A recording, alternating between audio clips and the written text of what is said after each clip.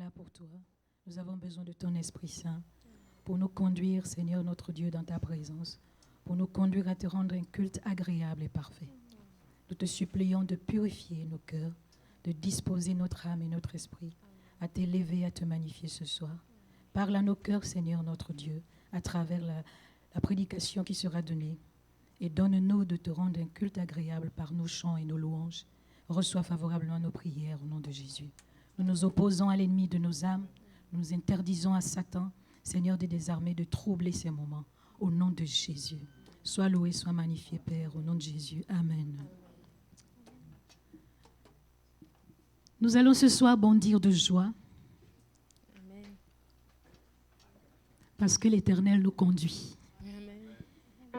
Dans sa parole, il dit, les arbres des champs battront des mains quand il nous conduira.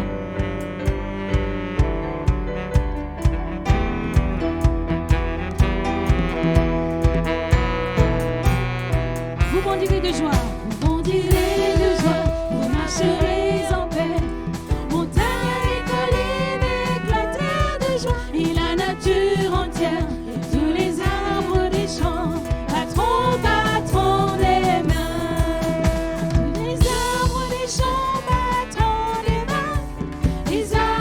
Chants battront des mains, les arbres des champs battront des mains, quand Dieu vous conduira. Vous bondirez de joie, vous marcherez en paix. Montagnes et collines éclatèrent de joie, et la nature entière et tous les arbres des champs battront des mains. Tous les arbres des champs battront des mains. Les arbres des champs battront des mains. Les arbres des champs battront des mains. Quand Dieu vous conduira. Les arbres des champs battront des mains. Amen. Quand l'Éternel nous conduira. Et quand l'Éternel nous conduit chaque jour, la nature bat les mains devant l'Éternel des armées. Amen. Amen. Grandes et merveilleuses sont les œuvres de l'Éternel.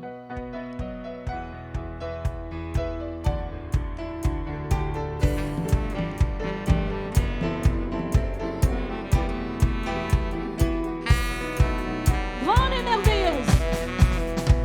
Grandes et merveilleuses sont toutes tes œuvres. Ô Seigneur notre Dieu tout-puissant, juste et véritable dans toute ta volonté. Sois le roi éternel.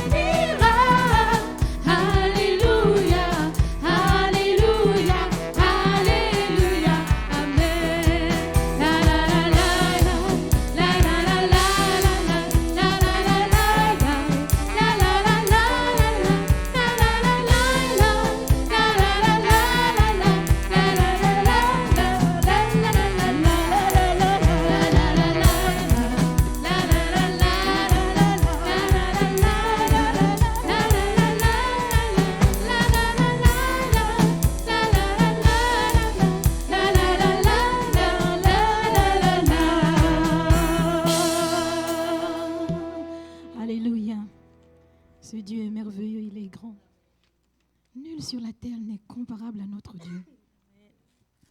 C'est notre Dieu qui est digne de louange, digne d'acclamation, digne d'élévation, lui qui a fait toutes choses. Le chant terminé, les rideaux retombent. Tout ce que nous voulons simplement ce soir, c'est porter notre offrande devant le trône de notre Père, l'offrande de louange à la gloire de son nom.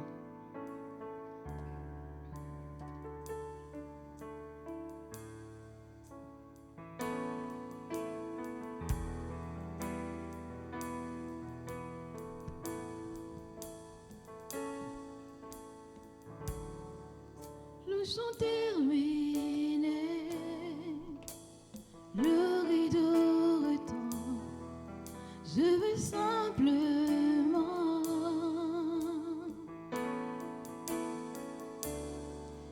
porter mon offrande, car j'ai le désir de réjouir ton cœur.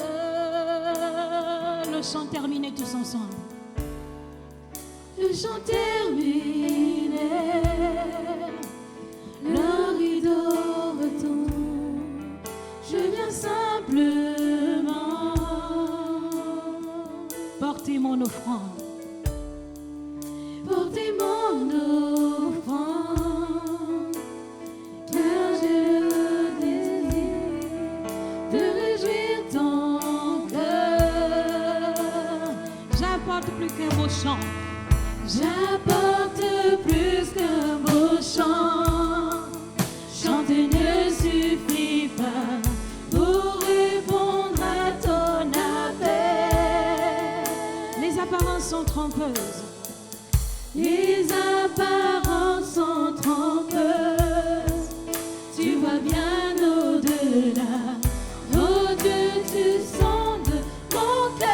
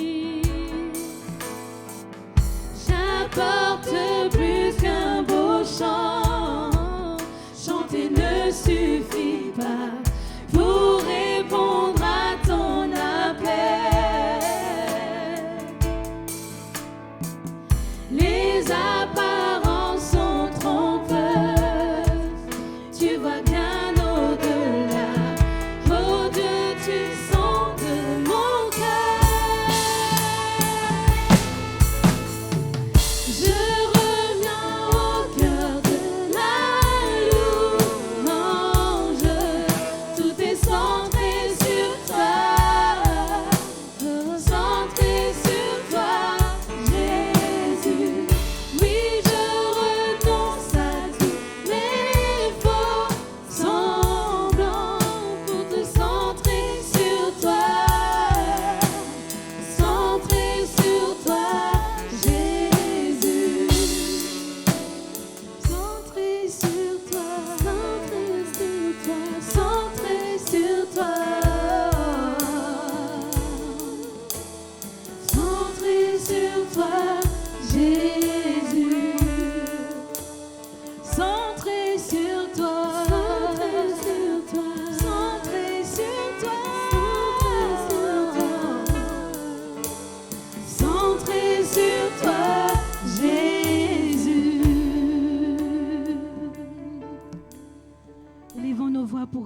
ce Dieu merveilleux.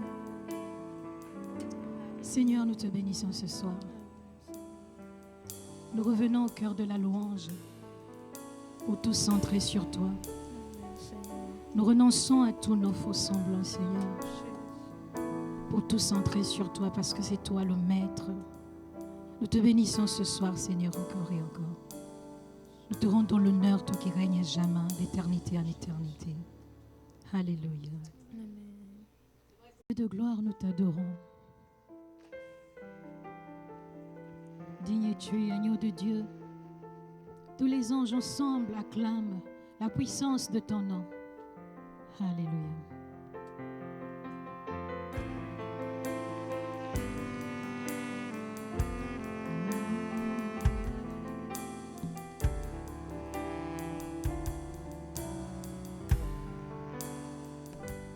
Dieu de gloire, je t'adore. Ton nom s'élève en majesté de mes lèvres. Je célèbre ta victoire, ton règne, ton autorité. Digne es-tu, agneau de Dieu. Digne es-tu, agneau de Dieu. Tous les anges ensemble acclament la puissance de ton nom. Digne es-tu, agneau de Dieu. Digne es-tu, agneau de Dieu. L'univers entier proclame la beauté de ton Seigneur. Dieu de gloire, je t'adore. Ton nom s'élève en majesté de mes lèvres. Je célèbre ta victoire, ton règne, ton autorité. Digne es-tu, agneau de Dieu. Digne es-tu, agneau de Dieu. Tous les anges ensemble acclament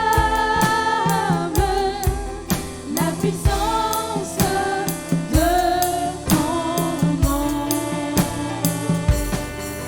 Digne es-tu, agneau de Dieu. Digne es-tu, agneau de Dieu. L'univers entier proclame la beauté de ton seul nom. Dieu de gloire. Digne est l'agneau de Dieu. Il est digne de louange, notre Dieu. Alléluia. Nous allons écouter les annonces.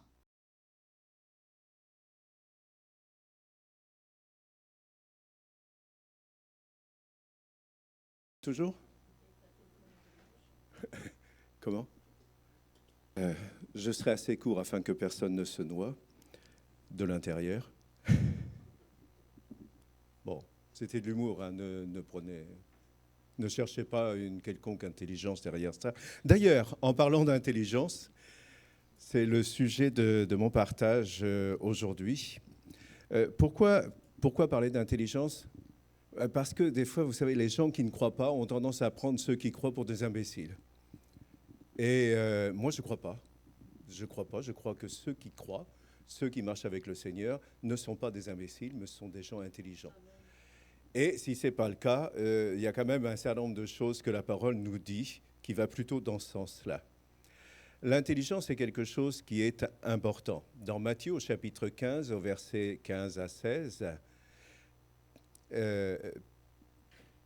c'est Jésus qui va donner vraiment une direction intéressante. Pierre, prenant la parole, dit à Jésus, « Explique-nous cette parabole. » Et Jésus dit, « Vous aussi, êtes-vous encore sans intelligence ?»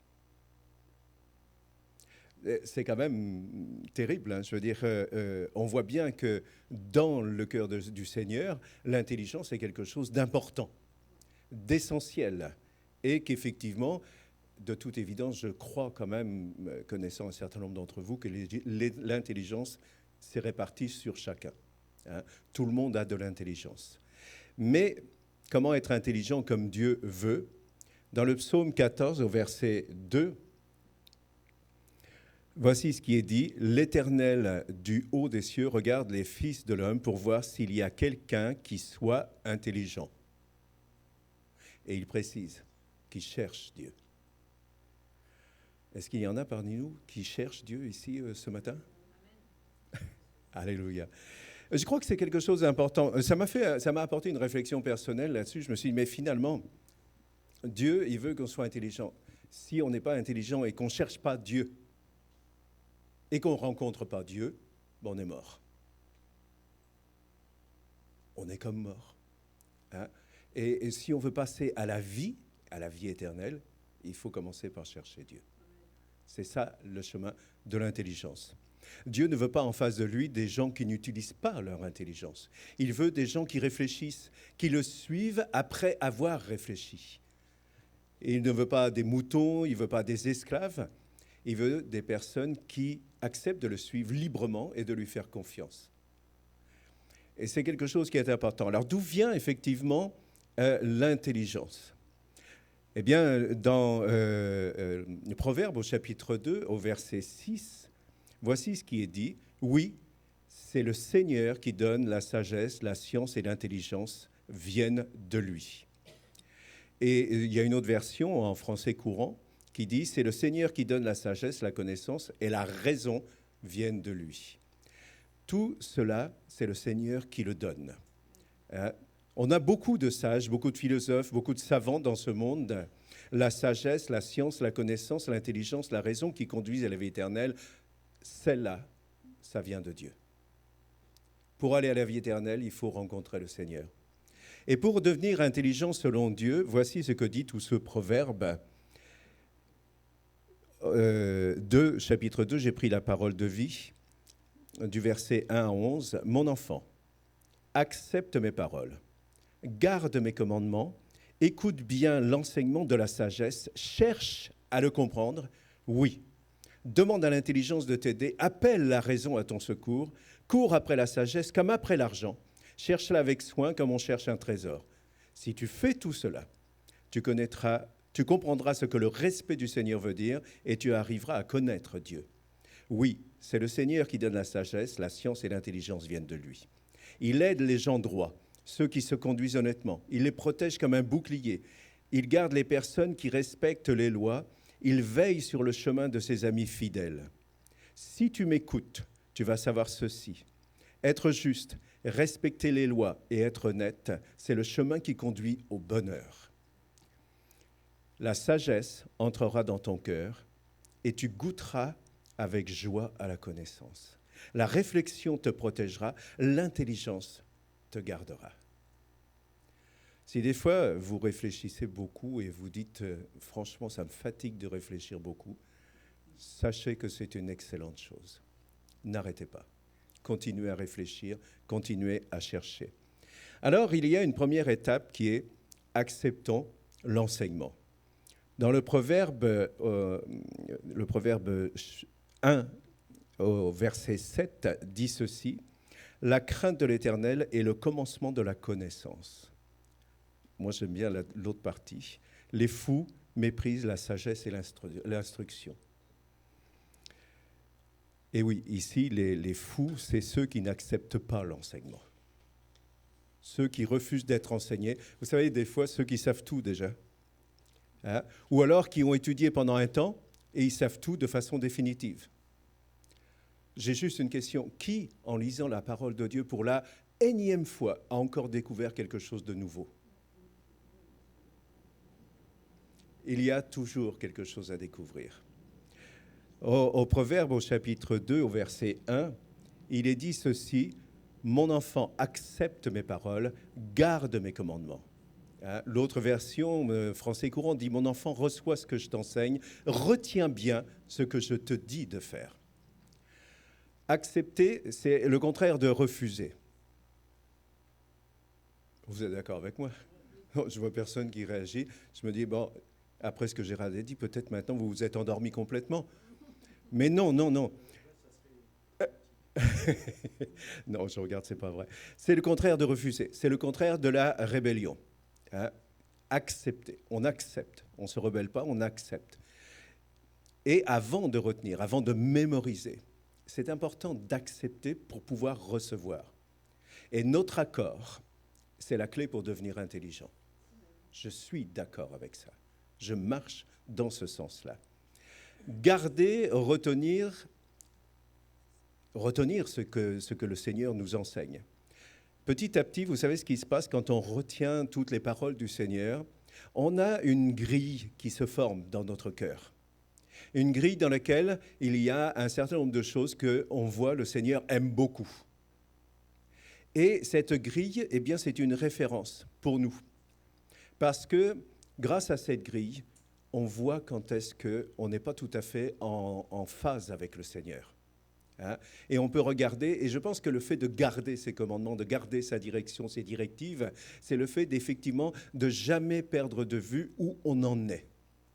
Vous savez, c'est comme quand on part en vacances. On part en vacances, on fait une liste, on dit tiens, je vais emmener ça, ça, ça, ça, ça, et juste avant de partir, on coche pour savoir si on n'a rien oublié. Eh bien, quand on marche avec le Seigneur, de temps en temps, on fait le point, on coche pour savoir si on n'est pas à côté, pour savoir si effectivement il n'y a pas quelque chose qui manque. Mais ça, c'est possible seulement si on sait ce qu'il y a comme liste, seulement si on sait ce que le Seigneur aime. Et c'est pour ça qu'il faut retenir. C'est ça qui est essentiel. Et ça permet de revenir dans la bonne voie, ça permet de revenir devant le Seigneur et de lui demander l'aide dont on a besoin. La grille, ce n'est pas la garantie de savoir bien faire, c'est la garantie de savoir quand est-ce qu'on se trompe. Et ça, c'est quelque chose qui est important. Deuxième chose, c'est écouter. Écouter l'enseignement. C'est quelque chose qui est important. Au verset 2 du chapitre 2 de Proverbe, il dit ceci: « Écoute bien l'enseignement de la sagesse, cherche à le comprendre. » Écoute bien. Ce n'est pas écoute un peu distraitement, hein, c'est écoute bien. C'est fondamental à l'apprentissage, l'écoute, savoir écouter. Et il ne s'agit pas d'écouter n'importe comment, il s'agit de bien écouter, d'être attentif. Si cet aspect est bien précisé, c'est parce que toutes les choses que le Seigneur nous donne à travers sa parole sont importantes. Il n'y a rien qui doit être pris à la légère. Hein? C'est pour ça aussi qu'on a besoin de notre intelligence. Pourquoi? Parce que des fois, on lit et on ne comprend pas. Et on a besoin de réfléchir, on a besoin d'aller plus loin. Et c'est quelque chose qui est important. Parce qu'effectivement, ça nous amène à cet autre aspect, c'est de chercher à comprendre. Hein? La deuxième partie de ce verset dit « cherche à le comprendre ». Dans une autre version, c'est « efforce-toi de les comprendre », les leçons de la sagesse. Écouter n'est pas suffisant. Hein? On écoute, on repart et on oublie. Non, il faut retenir, c'est vrai, mais il faut comprendre. Efforce-toi de les comprendre. Parce que, vous savez, d'une façon générale, quand on a compris quelque chose, il y a de fortes chances qu'on l'applique plus facilement que quand on n'a pas compris. C'est normal, c'est humain, et le Seigneur sait qui on est et de quoi on a besoin. Écouter n'est pas suffisant, donc il faut comprendre et il faut approfondir tout cela. Et ce qui est important, c'est que personne ne peut faire cette démarche à notre place. On peut parfois effectivement s'appuyer sur le travail des autres pour approfondir nous-mêmes notre propre connaissance. Mais c'est notre connaissance, c'est notre approfondissement, c'est nous qui allons chercher, c'est nous qui cherchons à comprendre. Et c'est quelque chose qui est important. Et bien sûr, ça nécessite des efforts. Vous savez, quelquefois, on dit, oui, bon, moi-même, parfois, j'ai tendance à le dire, le Seigneur donne tout. Hein, et de la façon dont je le dis, parfois, je me dis, finalement, ils vont croire que tout arrive tout seul sans rien faire. J'ai oublié de dire que ça demande quand même des efforts. Ça demande des efforts, ça demande effectivement d'être discipliné, d'être engagé et d'aller vers le Seigneur. Maintenant, c'est vrai que quelquefois, eh bien, on a besoin de demander de l'aide. Je dirais même, dès le départ, on a besoin de demander de l'aide. Mais ce qui est intéressant, c'est qu'effectivement, on a ce proverbe de 3 qui dit ceci, « Oui, demande à l'intelligence de t'aider, appelle la raison à ton secours. » La démarche d'apprentissage ne dépend pas de celui qui enseigne seulement, mais elle dépend aussi de celui qui reçoit. Il serait dommage que par orgueil, en se disant « je vais y arriver tout seul », nous passions à côté de réponses très utiles pour notre présent. Nous n'avons rien à prouver, nous avons tout à apprendre. Rien à prouver à qui que ce soit, et encore moins au Seigneur. Par contre, on a tout à apprendre. Et Jacques 1,5 dit ceci, « Si quelqu'un d'entre vous manque de sagesse, qu'il la demande à Dieu, qui donne à tous simplement et sans reproche, et elle lui sera donnée. » Si quelqu'un manque, qu'il demande, et cela lui sera donné. Il y a juste une étape importante, c'est qu'il la demande. Hein? Des fois, on oublie de demander. Demandons, c'est quelque chose qui est important. Celui qui apprend doit faire appel à sa capacité de réflexion, bien sûr, à sa propre raison, mais il faut aussi un éclairage particulier que seul le Saint-Esprit peut donner. Et dans Jean chapitre 14, au verset 26, Jésus dit ceci, « Mais le Consolateur, l'Esprit Saint, que le Père enverra en mon nom, écoutez bien, vous enseignera toutes choses et vous rappellera tout ce que je vous ai dit. » Ça aussi, c'est quelque chose qui est important. On n'est pas seul dans cette marche, on n'est pas seul dans cette réflexion, on n'est pas seul dans cette recherche. Comprenons effectivement l'importance de cette recherche. Au verset 4 du chapitre 2, il est dit ceci, « Cours après la sagesse comme après l'argent, cherche-la avec soin comme on cherche un trésor. » Nous voyons à travers ce verset et bien d'autres dans la Bible que recevoir sans effort n'est pas envisageable. On doit chercher. Mais on ne doit pas chercher n'importe comment, on doit chercher avec soin et on doit chercher en comprenant la valeur de ce qu'on cherche. La valeur de ce qu'on cherche, c'est la valeur d'un trésor, un trésor caché, un trésor. Vous savez, on a tous cette enfance où on rêve d'un trésor, de trouver un trésor que les pirates auraient caché sur une île déserte, etc. Eh bien, vous savez, on a des histoires comme ça, des films, et puis on voit il y a tout un périple pour arriver à trouver. Ça n'arrive pas tout seul. Eh bien, de la même façon, nous, on doit chercher avec la même motivation, la même énergie, ce genre de trésor. Alors, bien sûr, cela entraîne quand même des conséquences motivantes. Il y a quand même un bénéfice personnel. C'est quand on cherche et qu'on marche avec le Seigneur et qu'on rencontre le Seigneur, on entre dans ce qui va être notre futur et déjà une partie de notre présent, la vie éternelle, le bonheur, la paix, et l'amour, ces choses qui viennent de Dieu et qu'il donne à ceux qui le cherchent. Et puis, il y a cet autre aspect comme conséquence, c'est comprendre comment respecter le Seigneur de la façon dont il s'y attend et commencer à le connaître lui-même. Et vous savez, il y a une chose extraordinaire, c'est quand on apprend à connaître le Seigneur et qu'on découvre qui il est, qu'on découvre la grandeur de son amour et que plus on avance et plus on découvre et plus c'est extraordinaire.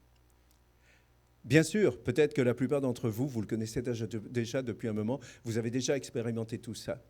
Mais essayez de vous remettre avant, de penser comment c'était avant et de mesurer tout ce qu'on a déjà pu rencontrer. C'est quelque chose d'extraordinaire. Et il est dit un peu plus loin, au verset 5, « Si tu fais tout cela, tu comprendras ce que le respect du Seigneur veut dire et tu arriveras à connaître Dieu. » Dans la version française courante, « Alors tu découvriras comment reconnaître l'autorité du Seigneur, tu réussiras à connaître Dieu. » Et ce que nous avons besoin, eh bien, c'est que Dieu nous fasse connaître ce qu'il attend de nous et ce qu'il aime. Alors, soyons quelqu'un qui peut recevoir. L'Esprit de Dieu veut nous amener à lui dans une confiance vraie et profonde dans son amour. Il nous transforme dans cet objectif. Et les versets 7 à 11 nous donnent quand même quelques éléments. Il est dit « Soyons droits et justes ». Dieu aide les gens qui sont droits. Et il est dit aussi qu'il faut être honnête. Il aide ceux qui se conduisent honnêtement. Vous savez, droit, c'est quelque chose qui est important. Il faut comprendre une chose, que ce qui est tordu, ce qui est trompeur, si on est comme ça, ne nous faisons pas d'illusions, ça ne marche pas avec le Seigneur. Et il ne va pas aider. Il faut être droit. Il ne faut pas chercher à tromper, il ne faut pas chercher à tricher. Soyons honnêtes. Il aide les gens droits, ceux qui se conduisent honnêtement, il les protège comme un bouclier. Vous savez, des fois, on se dit, quand on voit comment les gens vivent autour de nous, on voit parfois des gens qui obtiennent des choses sans être honnêtes. Et on se dit, mais eux, ils sont bénis et moi, je ne suis pas béni. Je crois qu'il faut faire attention à ce genre de conclusion. Elle est fausse. Il est dit ici, et c'est vrai, il les protège comme un bouclier. Nous sommes protégés. C'est vrai, honnête, quelquefois on se dit à quoi ça sert. C'est extrêmement important, c'est fondamental. Et je crois qu'il faut vraiment garder ça aussi. Respectons les directives de Dieu. Il dit ici, il garde les personnes qui respectent les lois. Dans une autre version, français courant, il secourt ceux qui se comportent équitablement avec les autres. Oui, parce que d'une façon générale, les lois, quand elles sont faites, c'est pour qu'on puisse vivre ensemble. Les lois ne sont pas faites pour qu'on puisse se taper les uns les autres et avoir raison chacun. C'est pour qu'on puisse vivre ensemble dans la paix. C'est pour ça qu'il y a des lois. Et c'est pour ça qu'effectivement, il secourt ceux qui se comportent équitablement, parce que quelquefois on respecte les lois, mais quelquefois les gens ne les respectent pas, et c'est à notre détriment. Mais le Seigneur nous secourt. Et je crois que les bases restent toujours les mêmes. C'est aimer Dieu, aimer son prochain, quel qu'il soit. C'est le meilleur moyen d'être en communion avec Dieu. Et puis il dit aussi, il veille sur le chemin de ses amis fidèles. Eh bien, soyons fidèles, soyons ses amis. Il garde ceux qui lui sont dévoués, ses amis. Moi, j'aime bien la notion ami. Qui a envie d'être appelé ami de Dieu ? 3, d'accord ? Pardon. Je savais qu'en allant à toute vitesse, tout le monde n'aurait pas eu le temps de lever la main. Pour être en harmonie, en communion avec Dieu et qu'il veille sur nous, nous devons être engagés véritablement et profondément. Ça ne peut pas être superficiel. C'est un lien qu'on construit petit à petit, qu'on entretient avec l'aide du Saint-Esprit et qui se développe. Mais tout cela, effectivement, conduit au bonheur.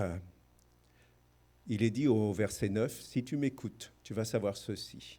Être juste, respecter les lois et être honnête, c'est le chemin qui conduit au bonheur. » C'est le chemin qui conduit au bonheur. Et la connaissance s'associe à la joie. Dans la version français courant, au verset 10, il est dit « La sagesse entrera dans ton cœur, la connaissance te donnera de la joie. »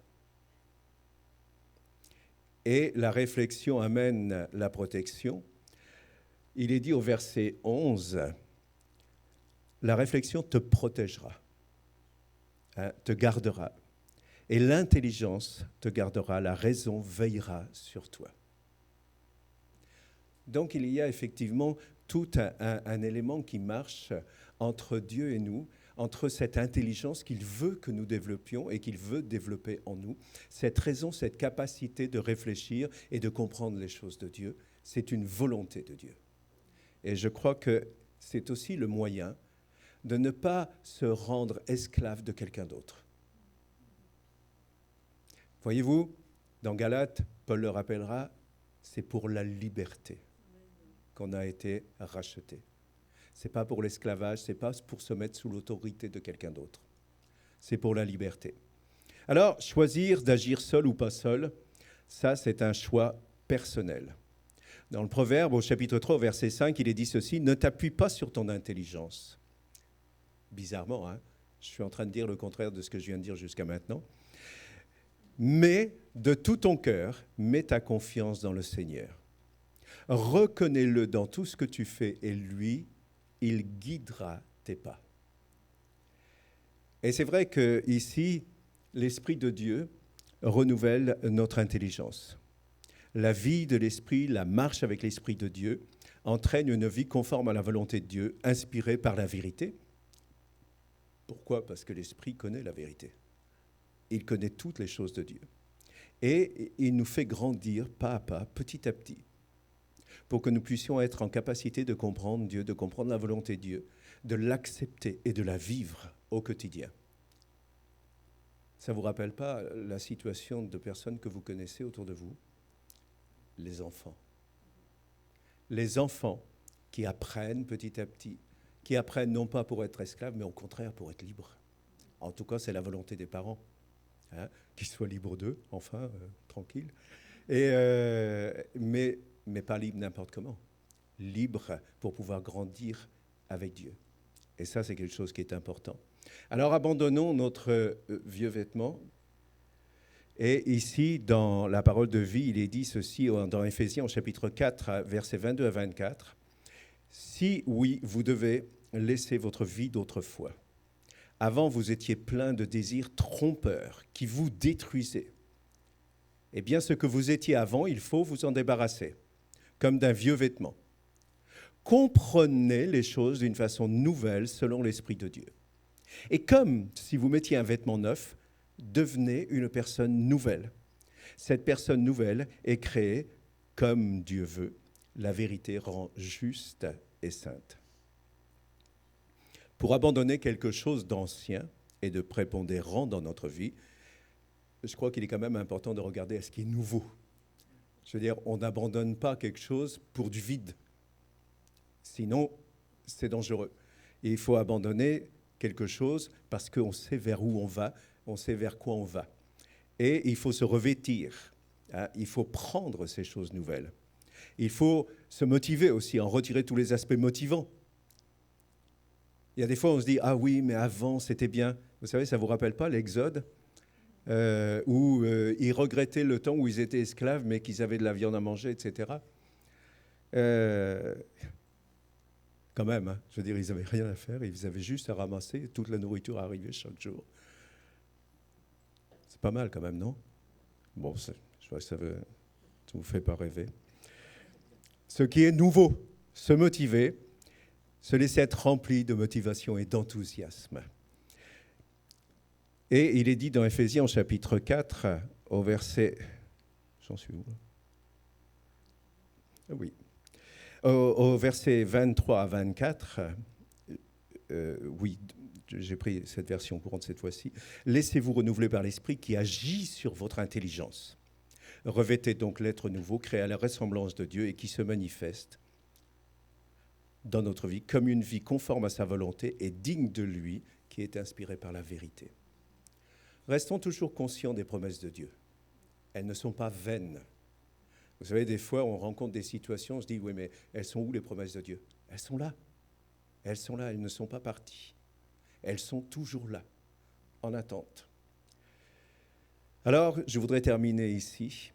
Regardons aux promesses que nous avons entrevues déjà précédemment et sachons que c'est la vérité et que cela nous arrivera si nous prenons la bonne direction. Attachons-nous avec intelligence à grandir dans le Seigneur.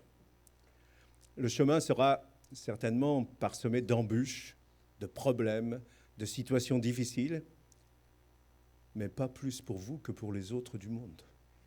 C'est pour tout le monde pareil. Hein ? Des problèmes, il y en a partout. Mais pour nous, ces difficultés, qui pourraient nous détourner de la bonne direction, sont plutôt des moyens de voir la puissance de Dieu. Alors que pour les autres, cela pourrait les enraciner dans la mauvaise direction, à moins qu'ils reçoivent un témoignage qui les fasse réfléchir. Ce témoignage, c'est nous, sur leur chemin. Et c'est peut-être là que se situent les bonnes œuvres que Dieu prépare à l'avance. Notre témoignage. Là où nous sommes, là où les gens ont besoin. Voici les directives pour nos actions suite à l'enseignement donné dans ce passage. Écoutons, cherchons, demandons, comprenons avec notre intelligence, avec le Saint-Esprit, dans un engagement personnel, véritable, durable. Et je voudrais quand même dire ceci, dans le psaume 119 au verset 130, « La révélation de tes paroles est claire. Elle donne de l'intelligence aux simples. » Je voudrais dire que si des fois vous ne vous sentez pas suffisamment intelligent ou quoi que ce soit, ça n'est pas du tout le regard que Dieu porte sur vous. Lui, il dit, la révélation de tes paroles est claire, elle donne de l'intelligence aux simples. L'intelligence arrive à ceux qui étudient la parole de Dieu. Et enfin, il est dit ceci dans le Proverbe au chapitre 3, verset 3, « Sois toujours bon et fidèle, attache ces qualités à ton cou, écris-les sur ton cœur. » Soyons bons et fidèles pour toujours. Et si vous voulez méditer un peu plus, je vous laisse la réflexion de regarder un peu plus loin sur Proverbe 3, chapitre 3, versets 1 à 10. Vous pourrez approfondir votre réflexion. Mais vous savez, c'est vraiment quelque chose d'important. Et j'ai remarqué qu'effectivement, le Seigneur veut nous faire participer à cette découverte avec ce que nous sommes et avec ce qu'il nous donne. Notre cerveau n'a pas été mis là pour la décoration, mais au contraire, pour entrer en harmonie avec lui. Amen.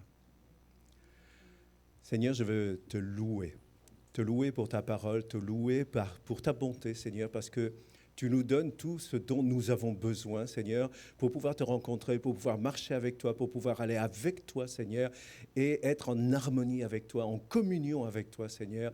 Tout ça, Seigneur, en respectant notre liberté et nos choix. Seigneur, tu veux vraiment nous montrer, Seigneur, combien tu as de bonnes choses pour chacun d'entre nous, Seigneur. Tu veux que nous les intégrions, Seigneur, et que nous ne soyons jamais esclaves de qui que ce soit, mais que nous soyons vraiment tes enfants pleinement et ayant la vie abondante. Alors, Seigneur, je veux vraiment te glorifier, te louer, Seigneur, t'adorer, parce que tu es notre Dieu, mais tu es aussi notre Sauveur. Béni sois-tu notre Père. Amen. Amen.